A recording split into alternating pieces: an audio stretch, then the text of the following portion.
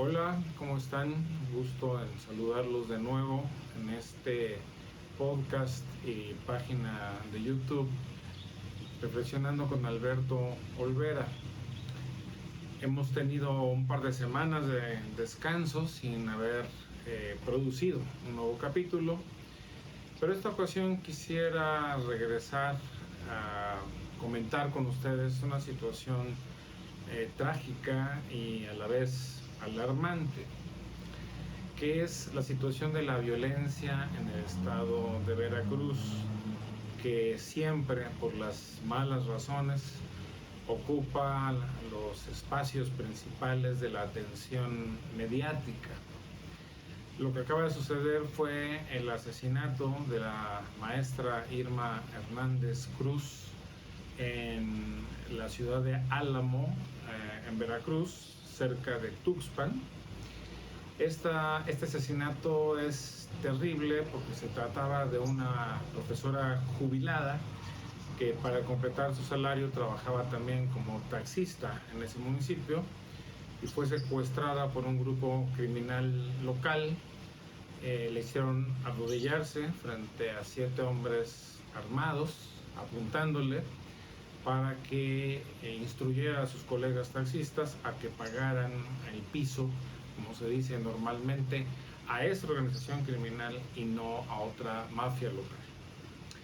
Posteriormente, el cadáver de la maestra fue localizado 5 días después en otro municipio relativamente cercano. No fue baleada, sino que murió de un ataque cardíaco a partir de una golpiza brutal que le fue propinada. Este hecho nos demuestra hasta qué punto hay una enorme vulnerabilidad de la ciudadanía frente al crimen. Una persona como la maestra, que era una mujer de bien, una mujer que luchaba por sobrevivir por todos los medios, fue asesinada vilmente por un grupo criminal local, acontecimiento que sucede con demasiada frecuencia en todo el país, pero particularmente en el norte y en el sur de Veracruz. Peor aún fue la reacción de la gobernadora Rocío Nale, quien tuvo a bien informar varios días después de este horrendo espectáculo, y lo hizo además criticando a los medios por haber inducido la opinión de que la maestra había sido ejecutada a balazos, y le parecían miserables todos aquellos que opinaron en tal sentido. Es increíble cómo la gobernadora, lejos de considerar más bien miserables a los asesinados, a los asesinos de la maestra, consideraba tal cosa a quienes informaban o comentaban o preguntaban por la suerte de esta mujer. Esta incapacidad de acercarse, de solidarizarse con las víctimas por parte de la gobernadora ha sido una característica común que viene desde la época del presidente López Obrador y de todos los políticos que en el partido oficial Morena están gobernando hoy buena parte del país, en los estados y en los municipios, además del gobierno federal. Esta insensibilidad ante la violencia que sufren los más pobres en este país es verdaderamente imperdonable. Ahora, este caso es apenas el reflejo, el espejo de un problema nacional. Uno se pregunta por qué hemos llegado a la condición en la cual la mayor parte del país está bajo el yugo de grupos criminales locales que están cobrando diversas formas de exacción, de lo que se llama cobro de piso, a todo tipo de personas, comerciantes, taxistas, como vemos en el caso, vendedores ambulantes, profesionales, incluso cadenas nacionales de distribución de productos. Hay una especie de régimen fiscal paralelo que tiene como eje al crimen organizado local, que ha causado que haya muchas partes del país donde definitivamente no puede prosperar ningún negocio privado sin tener que pagar a delincuentes comunes. Este fenómeno es tan grave, el fenómeno del soborno y la extorsión, que el gobierno federal ha decidido crear un programa especial para atenderlo, especialmente en los estados donde este fenómeno es más grave, que se trata de la Ciudad de México, que es un flagelo impresionante, el Estado de México, que es el peor caso nacional, Jalisco, pero muy cerca de esos estados están también todos los demás estados de la República. Es un fenómeno verdaderamente nacional. ¿Por qué existe este fenómeno? Tiene dos caras que yo quisiera que entendiéramos juntos. La primera tiene que ver con la naturaleza del crimen organizado en México. Mucho hablamos de los grandes cárteles, el de Sinaloa, el de Jalisco Nueva Generación, el del noreste, los más conocidos, pero en realidad hay muchos otros grupos criminales locales o regionales que son los que realmente viven de extraerle renta a los pobladores de cada comunidad.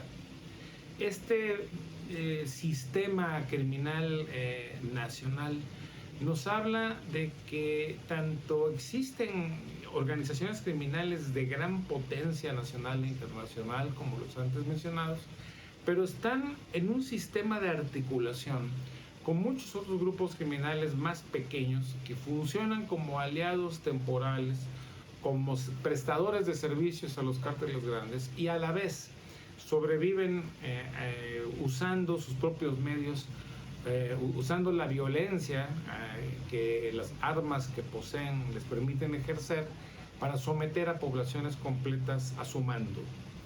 Esta fragmentación del crimen es algo que no alcanzamos a percibir. En México seguimos pensando en los cárteles. De hecho, la idea misma de cártel es un error.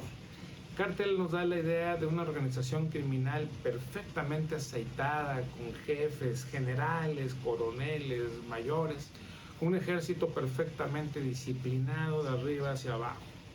En realidad los cárteles criminales son más bien alianzas, una red de alianzas, más horizontal que vertical, que establece pactos con diversos grupos a quienes se encargan de mantener el orden en ciertos territorios para favorecer los negocios de los grupos más grandes. Esta red de alianzas entonces es bastante más descentralizada de lo que imaginamos y ha dado lugar a la presencia territorial en casi todo el país de diversos grupos criminales, que ya de hecho preexistían a los cárteles, ya estaban ahí, pequeños grupos de criminales comunes que existen en todas partes, pero que a raíz de los enfrentamientos entre los cárteles más grandes y entre estos y el Estado, han pasado a ocupar un papel mucho más central en la vida cotidiana, porque esos pequeños grupos criminales son subcontratados por los grandes o encuentran estos mismos pequeños grupos locales un mayor espacio para actuar porque son absolutamente impunes sus actividades. Nadie los castiga, nadie los sanciona, no hay manera de perseguirlos de una manera sistemática. Eso por un lado, pero por el lado del Estado tenemos también una ausencia de autoridad, una incapacidad sorprendente verdaderamente en las autoridades de justicia.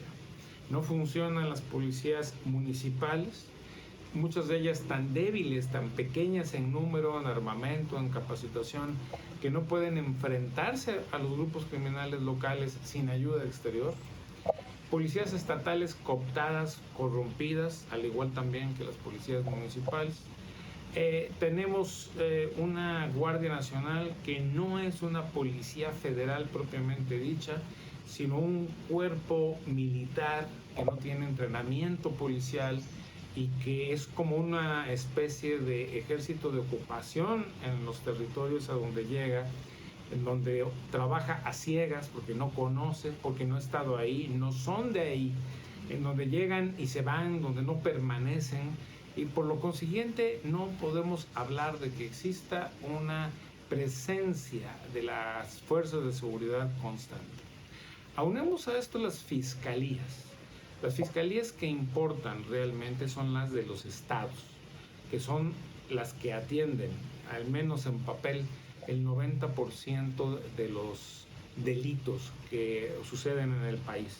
Las fiscalías de los estados, no la federal, tienen que tratar con los asesinatos, con los robos, con los secuestros, incluso con las desapariciones forzadas. Todos estos son delitos locales y tienen que ser investigados y procesados por las fiscalías estatales.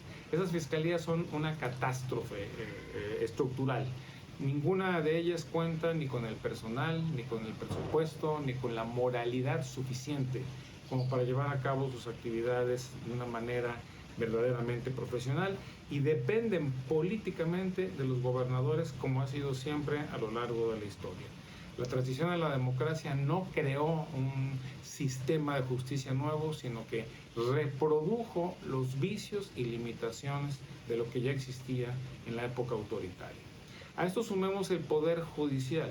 El Poder Judicial de los estados es también el que tiene que otorgar justicia en toda esta clase de crímenes que se cometen en el país. El 90% de los delitos en el país tiene que ser atendido por las policías, fiscalías y Poder Judicial de los estados. De manera que mientras este tema no sea resuelto, no vamos a tener acceso real a la justicia. Bueno, los poderes judiciales estatales nunca fueron reformados. No existió nunca un sistema de carrera, un sistema judicial de carrera o una carrera judicial en los estados, como sí existió hasta antes de la elección pasada a nivel federal. De manera que el nombramiento de los tribunales superiores de justicia en los estados y de los jueces locales estatales ha sido siempre un tema absolutamente político, una designación a dedo. No existe un mecanismo de selección que premie o reconozca a los mejores elementos, sino un sistema de designación por cuotas familiares, políticas, de redes personales. El sistema judicial en los estados es verdaderamente malísimo, una catástrofe.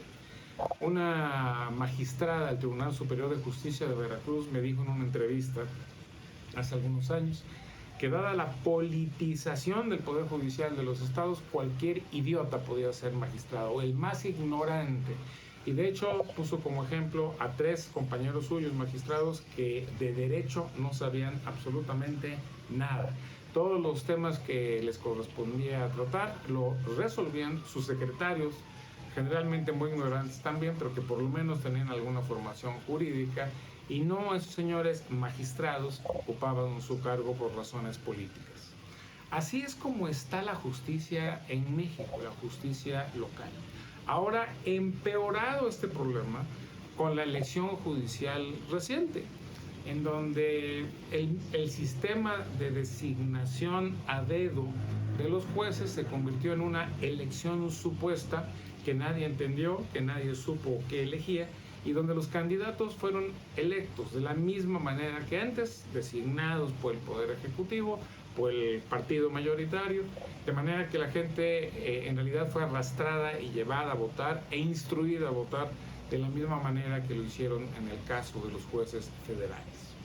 Bueno, entonces, en ese escenario, el asesinato de la maestra de Álamo es un caso patético, extremo, de cómo la población está totalmente en manos de los criminales locales. No hay quien los defienda, ni autoridades locales, ni estatales, ni federales. Ahora, Veracruz, encima de eso, como casi todos los estados de la República, tiene una gobernadora no solo insensible, sino incompetente, que no ha logrado crear un gobierno operativo. No hay quien atienda los temas. No hay quien resuelva los múltiples conflictos políticos entre grupos que existen en un estado de enorme complejidad geográfica, demográfica y económica. De manera que tenemos hoy en Veracruz un escenario sumamente complejo, en donde los remanentes del viejo caciquismo rural han regresado en la forma más moderna de grupos criminales, en donde los sindicatos corporativos como de petroleros, electricistas, el sindicato de maestros y múltiples sindicatos industriales, especialmente el de la industria azucarera, siguen funcionando como mafias. Es decir, el orden político del pasado, que en Veracruz era muy claro, que estaba constituido básicamente por caciques rurales y mafias sindicales urbanas, se reproduce en una forma más violenta aún que en el pasado. Esta permanencia del pasado, junto con una aumentada incapacidad política del Estado y al mismo tiempo con un crimen cada vez mejor armado y más enriquecido por la extracción de rentas a la población, configura un escenario en el cual los ciudadanos estamos inermes virtualmente frente al crimen. Quiero usar entonces la atención para exhortar a todos ustedes a que pensemos que la realidad que vive el país es anormal.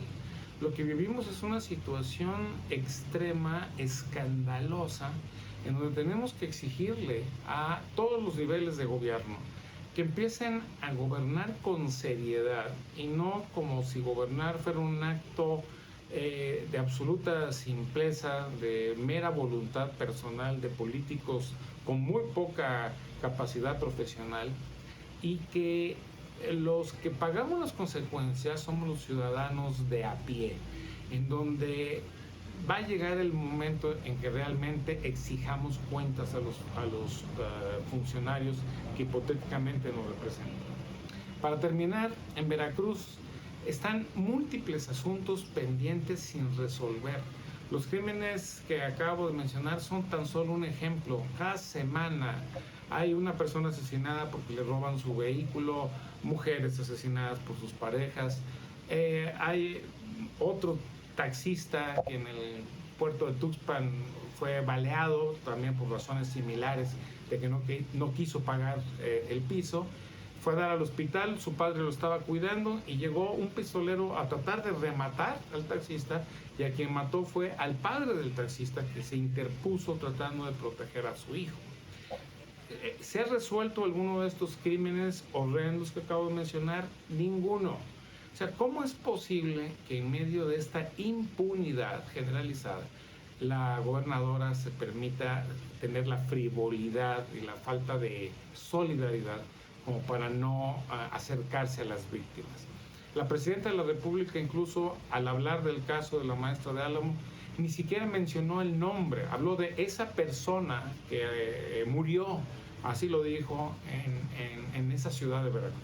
O sea, esta incapacidad de nombrar las cosas por su nombre, por lo que son, por lo que significan, es intolerable y nos habla de una irresponsabilidad política profunda de la clase política local y nacional. Creo yo que tenemos que pasar a una fase de mucho mayor exigencia y crítica. Hasta ahora creo que hemos normalizado el crimen, nos hemos acostumbrado a que haya secuestrados, a que haya asesinados, a que se cobre piso. Hemos normalizado lo anormal, hemos normalizado lo que no se puede permitir. Creo yo que es nuestra responsabilidad colectiva hacer algo al respecto. Muchas gracias y nos vemos en la próxima.